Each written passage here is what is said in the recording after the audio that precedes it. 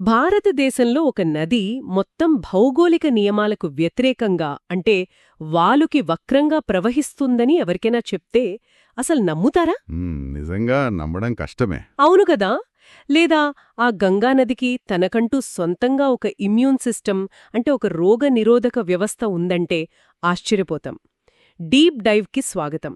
ఈరోజు మన ముందున్న రీసెర్చ్ పేపర్స్, మ్యాప్స్, డేటా చూస్తుంటే మనం కేవలం నీళ్ల గురించి మాత్రమే మాట్లాడట్లేదనిపిస్తోంది. ఖచ్చితంగా. భారత ఉపఖండం యొక్క భవిష్యత్తును, అలాగే మన ఆర్థిక వ్యవస్థను, జీవ వైవిధ్యాన్ని ఈ నీరు ఎలా డిసైడ్ చేస్తోందో మనం అర్థం చేసుకోబోతున్నాం. సరే, దీన్ని కాస్త విడమర్చి చూద్దాం. భూమికి నదులు అచ్చం మన శరీరంలోని రక్తనాళాల్లాంటివి కదా. అవి గుండె నుంచి శరీరంలోని ప్రతి అణువుకు రక్తాన్ని పంప్ చేసినట్లే నదులు భూమి మీద ప్రాణాన్ని పంప్ చేస్తాయి. అవి లేకపోతే డెస్టినీ లేదు, ప్రాణమే లేదు. నిజమే. ఈ డేటా అంతా చూస్తుంటే నదులు కేవలం నీటి ప్రవాహాలు కాదు, ఒక జాతి మనుగడను శాసించే భౌగోళిక శక్తులు అనిపిస్తోంది. పటాల మీద కనిపించే గీతల వెనుక అద్భుతమైన శాస్త్రీయత దాగి ఉంది. అవును, భలే చెప్పారు. ఈ లోతైన విశ్లేషణలో అసలు ఈ నదులు ఎక్కడ పుడతాయి, అవి మన భూభాగాన్ని ఎలా మారుస్తాయి అన్న దగ్గర మొదలుపెడితే ముందుగా ఒక ఆసక్తికరమైన పదం కనిపిస్తుంది. అదే జల విభాజకం లేదా వాటర్ డివైడ్. ఇది ఒక అత్యంత కీలకమైన భౌగోళిక భావన. ఈ పదం చదివినప్పుడు నాకేదో పెద్ద టెక్నికల్ జార్గన్ అనిపించింది. వినడానికి అలాగే ఉంటుంది. కానీ కొంచెం ఆలోచిస్తే ఇది అచ్చం ఒక ట్రాఫిక్ పోలీస్ లాగా పనిచేస్తుంది కదా. ఎగ్జాక్ట్లీ. ఒక పెద్ద పర్వతం లేదా ఎత్తైన భూభాగం వర్షపు నీటిని రెండు వేర్వేరు సముద్రాల వైపు మళ్లిస్తుంది. మన దేశంలో పశ్చిమ కనుమలను చూస్తే అవి ఒక గోడలాగా నిలబడి వర్షం పడినప్పుడు సగం నీటిని తూర్పుకి, సగం నీటిని పశ్చిమానికి పంపిస్తాయి. రైట్. ఆ ఎత్తైన భూభాగమే రెండు పరివాహక ప్రాంతాలను విడదీస్తుంది. ఆ ఎత్తైన ప్రాంతమే జల విభాజకం. ఇది అర్థం చేసుకుంటే భారతదేశ నదులను మనం ప్రధానంగా రెండు కుటుంబాలుగా ఎందుకు విభజించామో స్పష్టమవుతుంది. అంటే హిమాలయ నదులు, ద్వీపకల్ప నదులు, అంతే కదా? అవును. పుట్టిన ప్రదేశాన్ని బట్టి వీటి ప్రవర్తన ఎలా మారిపోతుందంటే అసలు ఈ రెండు కుటుంబాల మధ్య పోలికే ఉండదు. నిజమే. ఈ డేటా చూస్తుంటే నాకో ఫీలింగ్ వస్తోంది. ఈ హిమాలయ నదులు అచ్చం అత్యంత చురుకైన టీనేజర్స్ లాంటివి. ఓ, టీనేజర్సా?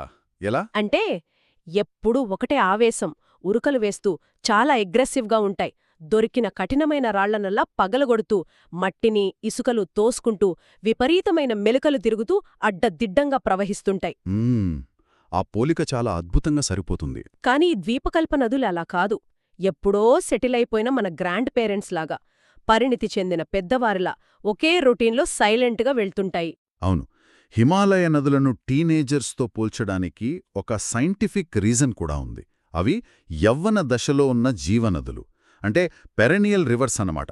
సంవత్సరంలో 365 రోజులు వాటిలో నీళ్లుంటాయి. అంటే వర్షం పడినా పడకపోయినా వాటికి నీరు వస్తూనే ఉంటుంది కదా. కరెక్ట్.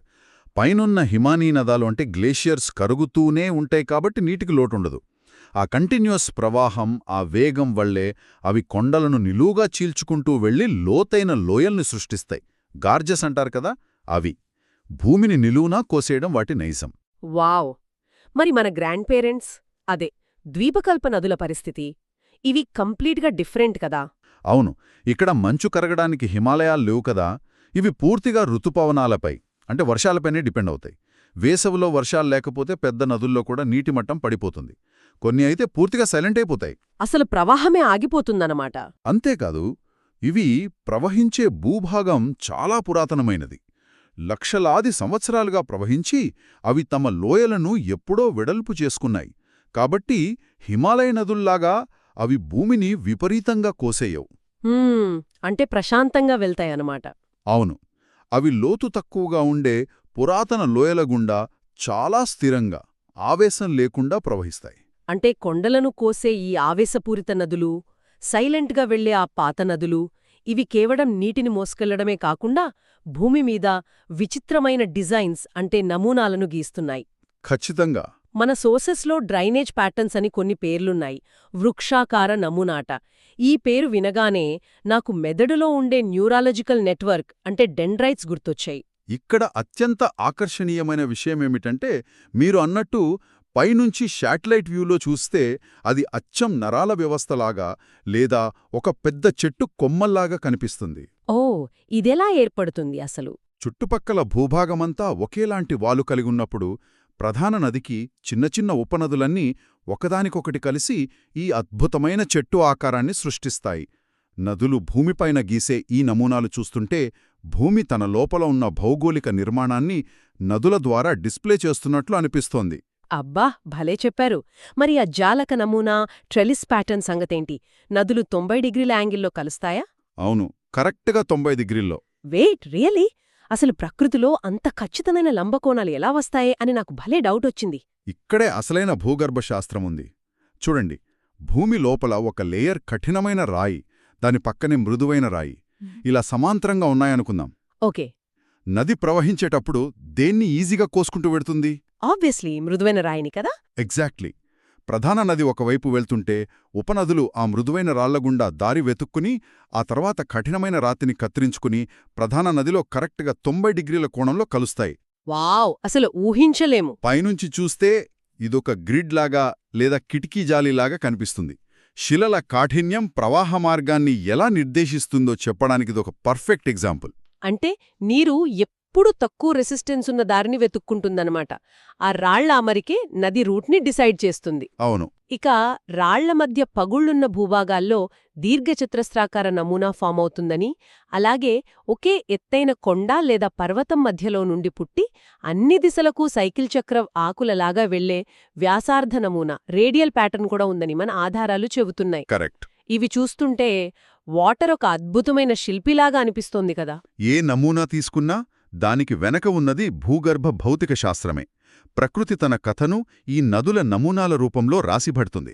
సరే, ఈ అందమైన డిజైన్స్ నుంచి కాస్త బయటపడి ఏకంగా ఉపఖండం భవిష్యత్తును శాసించే మహానదుల వైపు వెళ్దాం. తప్పకుండా. హిమాలయాల్లో పుట్టే సింధు, గంగా, బ్రహ్మపుత్ర ఈ ఉత్తరాది మహానదుల పేర్లు వింటేనే ఒక రకమైన పవర్, గాంభీర్యం కనిపిస్తాయి. మొదట సింధు నది చూద్దాం. టిబెట్లోని మానస సరోవర్ దగ్గర పుట్టి పాకిస్తాన్లోని మిథాన్కోట్ వద్ద ఝేలం, చీనాబ్, రావి, బియాస్, సట్లెజ్ అనే 5 నదులను కలుపుకుంటుంది. అవును, దీని టోటల్ పొడవు 2900 కిలోమీటర్లు. కాని ఇక్కడ నాకొక వింతైన నిజం కనిపించింది. భారతదేశంలో పుట్టినా సరే 1960 సింధూ జలాల ఒప్పందం ప్రకారం ఇండియా ఈ మహానదిలోని కేవలం 20% నీటిని మాత్రమే వాడుకోగలదు. ఇది చాలా ఆశ్చర్యంగా అనిపిస్తోంది. అవును, భౌగోళిక వనరులనేవి మనుషులు గీసుకున్న దేశాల సరిహద్దులను ఎలా దాటిపోతాయో అనడానికి సింధునది ఒక గొప్ప ఉదాహరణ. 2 దేశాల మధ్య ఒక నది ప్రవహిస్తున్నప్పుడు భౌగోళిక అంశం కాస్త ఒక కీలకమైన అంతర్జాతీయ ఒప్పందంగా మారుతుంది. నిజమే. అలకనంద అనే 2 వేరువేరు నదులుగా ప్రయాణం మొదలుపెడుతుంది. ఆ తర్వాత దేవప్రయాగ వద్ద ఒక్కటై గంగగా మారుతుంది. అంతేగదా. ఆ దేవప్రయాగలో ఆ 2 నదులు కలిసే దృశ్యం చూస్తేనే అర్థమవుతుంది గంగానది పవరింటో. దీని పొడవు దాదాపు 2500 కిలోమీటర్లు కదా. యమునా నది దీనికి కుడివైపున సమాంతరంగా ప్రవహించి అలహాబాద్ దగ్గర కలుస్తుంది. అవును. అసలు నార్త్ ఇండియా వ్యవసాయ రంగం మొత్తం ఈ విశాలమైన గంగా మైదానం మీదే డిపెండ్ అయ్యింది. నిజానికి ఆ మైదానాలు అంత సారవంతంగా ఉండటానికి కారణం ఆ నది లక్షలాది సంవత్సరాలుగా తన వెంట తీసుకొచ్చిన ఒండ్రుమట్టే.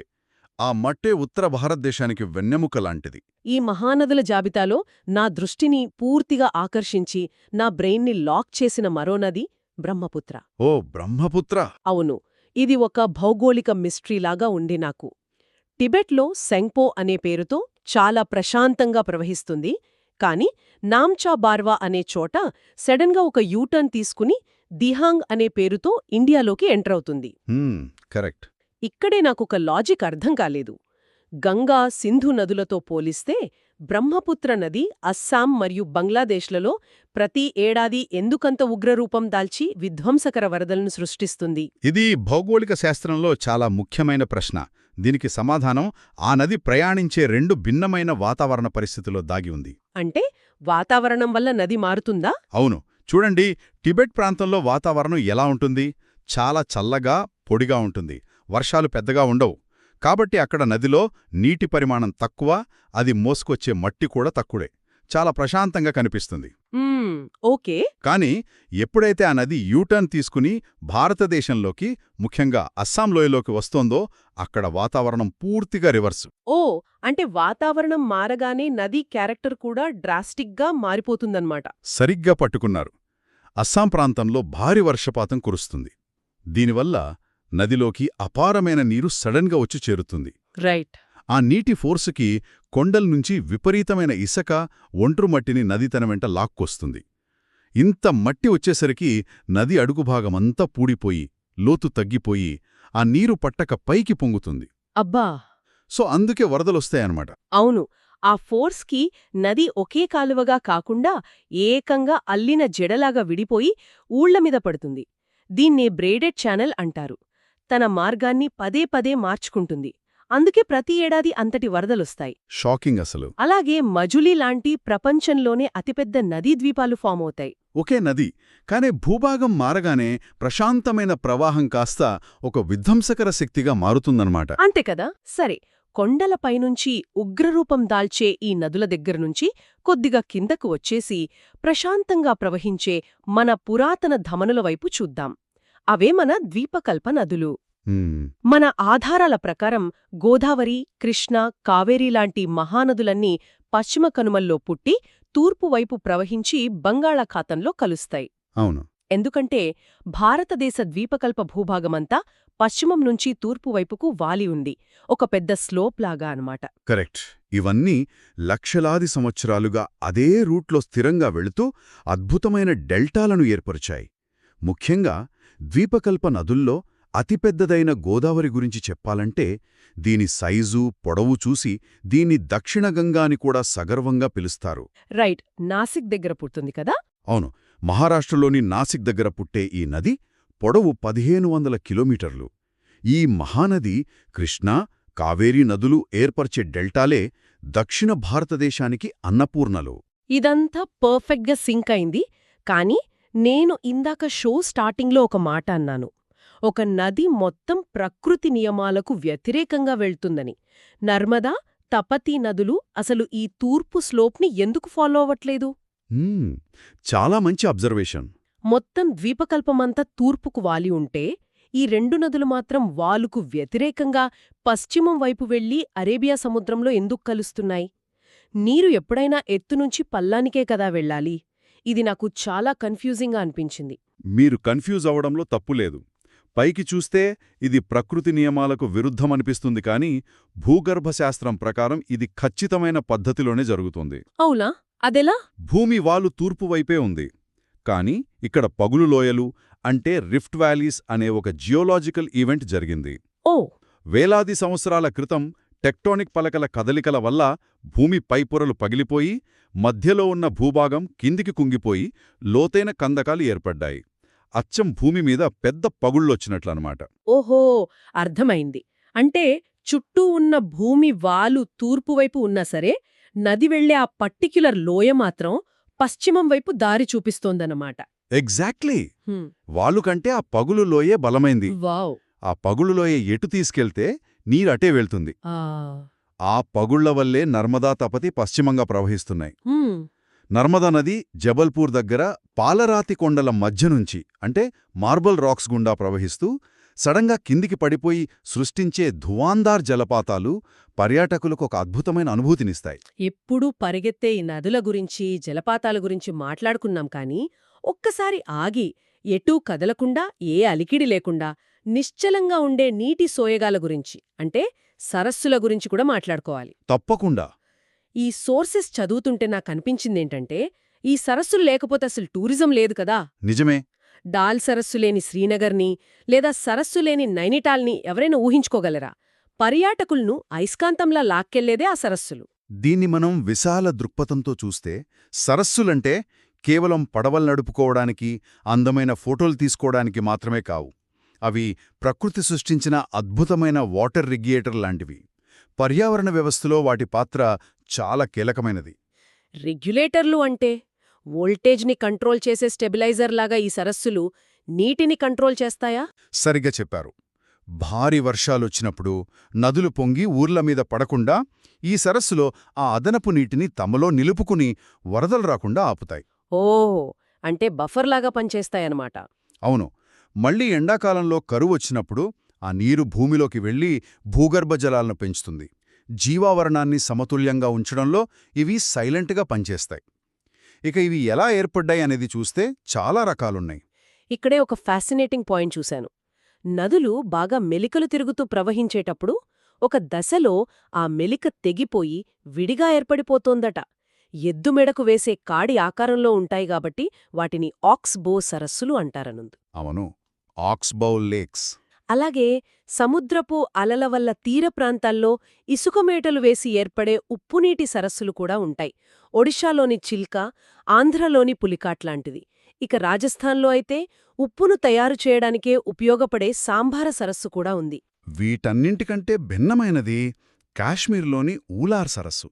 ఇది భారతదేశంలోనే అతిపెద్ద మంచినీటి సరస్సు. దీని స్పెషాలిటీ ఏంటి? దీని స్పెషాలిటీ ఏంటంటే ఇది నది వల్ల కాకుండా భూమి లోపల టెక్టోనిక్ పలకల కదలికల వల్ల ఏర్పడింది.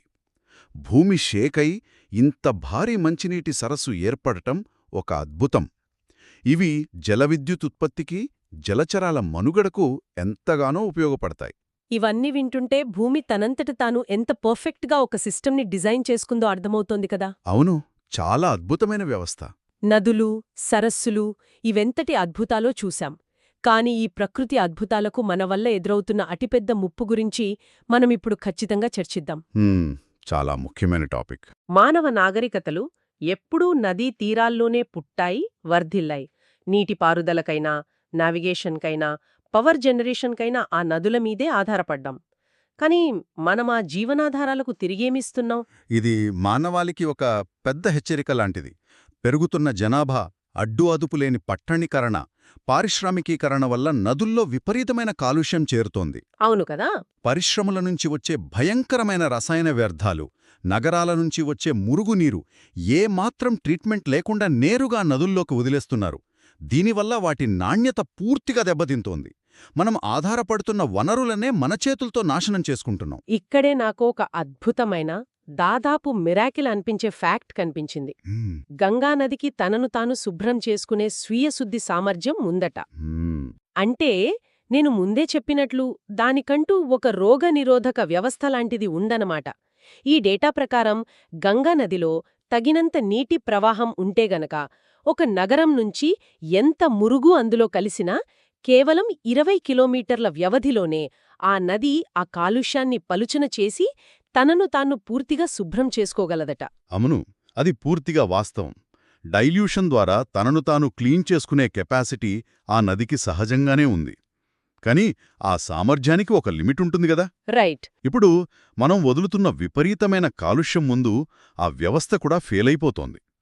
ఒకేసారి వేలాది ఫ్యాక్టరీల నుంచి కెమికల్స్ని పంప్ చేస్తుంటే ప్రవాహం తగ్గిపోయి ఆ నది సామర్థ్యం నశించిపోతోందని సోర్సెస్ స్పష్టంగా హెచ్చరిస్తున్నాయి. అంటే మన శరీరంలో ఆక్సిజన్ను, బలాన్ని మోసుకెళ్లే ధమనులను మనం చెత్తకుండీల్లా ఎలాగైతే వాడుకోమో, దేశ భౌగోళిక ధమనులైన ఈ నదులను మాత్రం మనం అలా చెత్తకుండీల్లా నాశనం చేస్తున్నామన్నమాట.